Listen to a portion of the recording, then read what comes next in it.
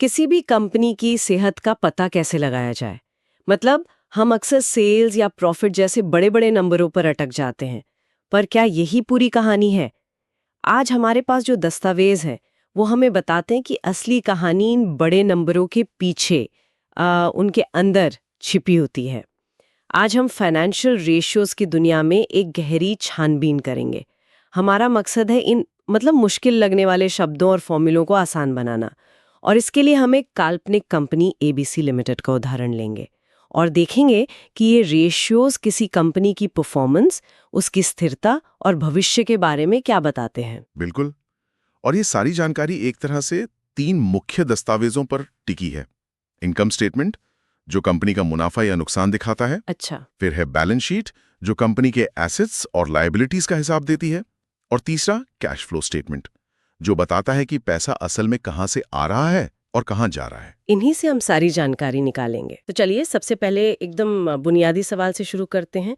क्या कंपनी अपने रोजमर्रा के छोटे-मोटे बिल चुका सकती है? कहीं ऐसा तो नहीं कि कंपनी कागज पर तो बहुत बड़ी दिख रही है लेकिन असल में कैश ही नहीं है? ये एक बहुत ही जरूरी सवाल है और इसे परखने के लिए एक बहुत सख्त रेशियो है जिसे कहते हैं कैश रेशियो। Cash ratio? जी, इसका फॉर्मूला है कंपनी के पास जो cash and cash equivalents plus marketable securities हैं उसको उसकी करंट लायबिलिटीज से डिवाइड करना। दिलचस्प बात यह है कि इसे एक तरह से एसेट टेस्ट या वर्स्ट केस सिनेरियो का इंडिकेटर माना जाता है। अच्छा, मतलब कि अगर सब कुछ गड़बड़ हो जाए तो? हाँ बिल्कुल, ये दिखाता है कि अगर आज ही कंपनी को अपने सारे शॉर्ट टर्म कर्ज चुकाने पड़े तो उसके पास कितना कैश या कैश जैसी चीजें उपलब्ध हैं। तो चलिए इसे एबीसी लिमिटेड के आंकड़ों पर लगाकर देखते हैं। दस्तावेजों के हिसाब से उनके पास 7 करोड़ का कैश और 10 करोड़ की मार्केटेबल सिक्योरिटीज हैं। जी, और उनकी करंट लायबिलिटीज हैं 20 करोड़। तो 7 + 10 हुआ 17, उसे 20 से डिवाइड किया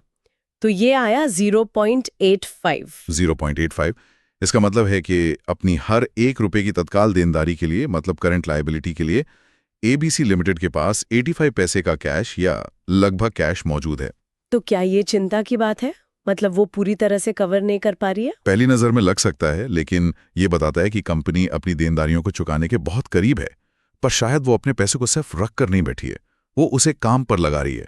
अच्छा, ये ग्रोथ फोकस्ड कंपनी का संकेत हो सकता है? बिल्कुल। बहुत ज्यादा कैश रेशियो, मान लीजिए 1.5 होता तो हम सवाल पूछते कि पैसा बैंक में क्यों पड़ा है। तो 0.85 दिखाता है कि वे अपने संसाधनों का शायद आक्रामक तरीके से इस्तेमाल कर रहे हैं। ठीक है, तो शॉर्ट टर्म बिल तो हो गए, लेकिन आजकल बिजनेस बिना बड़े कर्ज के तो चलता नहीं। सही बात है। तो अगला सवाल ये है कि जो बड़े लोन्स हैं उनका क्या?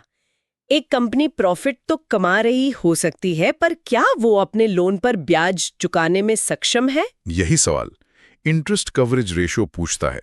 इसे टाइम्स इंटरेस्ट अर्न्ड या टीआईई रेशियो भी कहते हैं। TI ratio? जी, ये दिखाता है कि कंपनी अपने मुनाफे से अपने ब्याज के खर्चे को कितनी आसानी से कवर कर सकती है। इसका फॉर्मूला है ईबीआईटी को इंटरेस्ट एक्सपेंस से डिवाइड करना। ईबीआईटी यानी earnings before interest and taxes.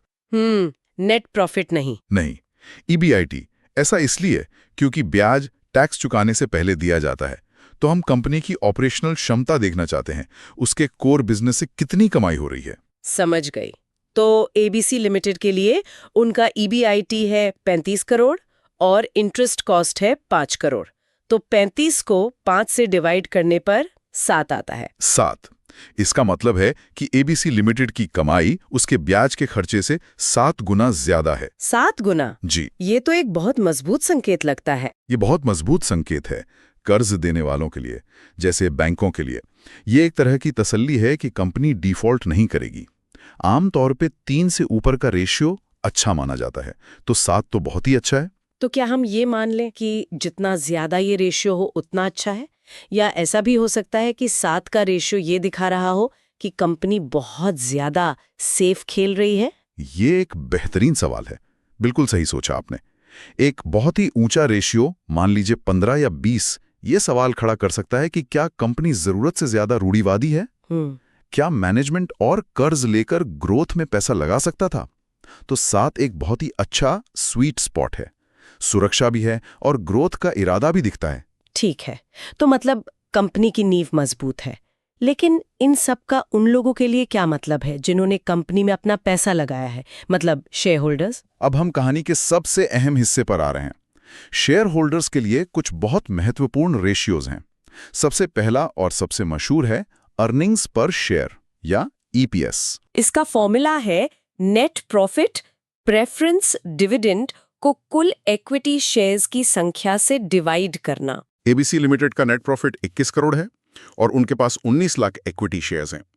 Preference dividend 0 है, तो उनका ईपीएस हुआ लगभग 110.5 रुपए प्रति शेयर। हाँ, 110.5 रुपए प्रति शेयर। ये एक बहुत जरूरी आंकड़ा है।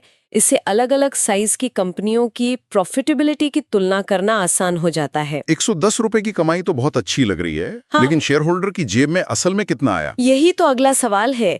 ईपीएस ये बताता है कि कंपनी ने कमाया कितना, पर ये नहीं कि बांटा कितना। उसके लिए हमें देखना होगा डिविडेंड पर शेयर यानी डीपीएस। डीपीएस, ठीक है। इसका फॉर्मूला सीधा है, कुल बांटे गए डिविडेंड को कुल इक्विटी शेयर्स की संख्या से डिवाइड करना। दस्तावेजों के अनुसार एबीसी लिमिटेड ने 6 करोड़ का डिविडेंड बांटा, तो 6 करोड़ को 19 लाख शेयर्स से डिवाइड करने पर डीपीएस आता है लगभग 31.58 रुपए प्रति शेयर। बिल्कुल।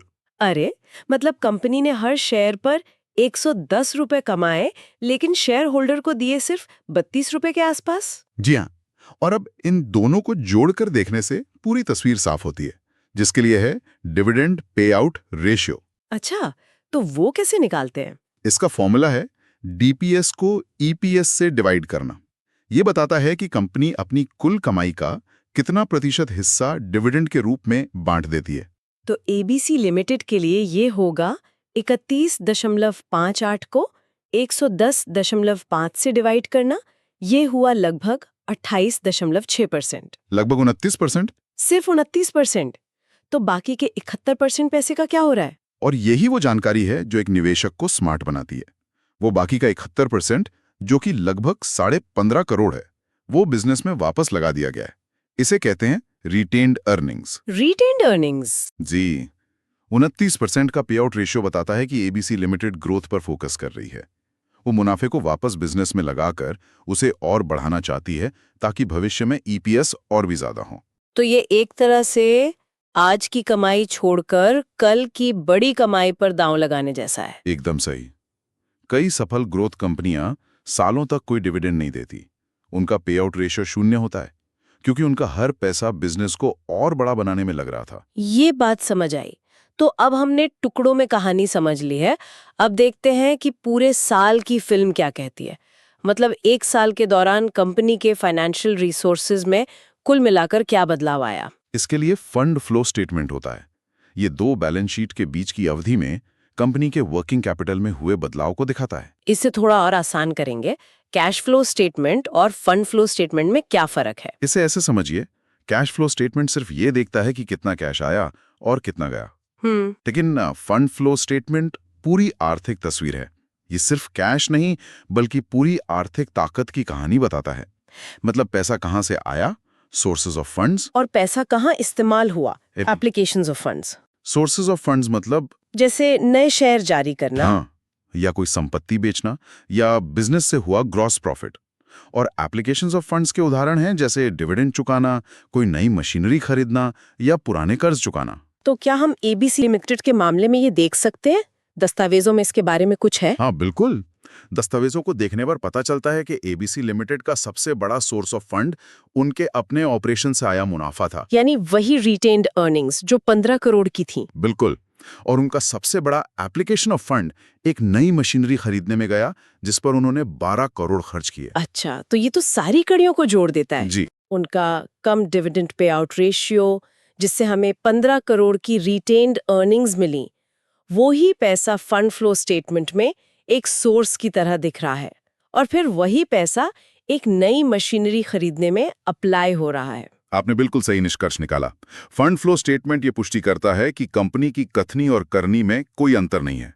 वो अपनी ग्रोथ को अपने ही मुनाफे से फंड कर रही है, जो कि एक बहुत ही स्वस्थ संकेत है। तो आज हमने देखा कि कैसे ये फाइनेंशियल रेशियोज सिर्फ नंबर नहीं, बल्कि पूरी कहानी सुनाते हैं। कैश रेशियो से कंपनी की तत्काल बिल चुकाने की क्षमता जांची, इंटरेस्ट कवरेज रेशियो से उसकी कर्ज चुकाने की ताकत को परखा, बिल्कुल। और ईपीएस, डीपीएस जैसे रेशियो से शेयर होल्डर्स के नजरिए को समझा, जिसे फंड फ्लो स्टेटमेंट ने आखिर में कंफर्म कर दिया। बिल्कुल। ये रेशियोज अकेले शायद पूरी कहानी न बताएं, लेकिन जब इन्हें एक साथ रखकर देखा जाता है तो किसी भी कंपनी की फाइनेंशियल हेल्थ की एक साफ तस्वीर उभर कर सामने आती है। ये सभी के लिए फैसले लेने में मददगार होते हैं। आज की इस चर्चा को एक विचार के साथ समाप्त करते हैं। हमने देखा कि एबीसी लिमिटेड अपनी कमाई का 71% हिस्सा रिटेन कर रही है। तो सोचने वाली बात यह है कि एक निवेशक के लिए क्या बेहतर है, एक कंपनी जो ज्यादा डिविडेंड देती है या एक जो कमाई को वापस बिजनेस में लगाकर ग्रोथ पर फोकस करती है? इसका जवाब शायद इस बात पर निर्भर करता है कि निवेशक के अपने फाइनेंशियल गोल्स क्या हैं।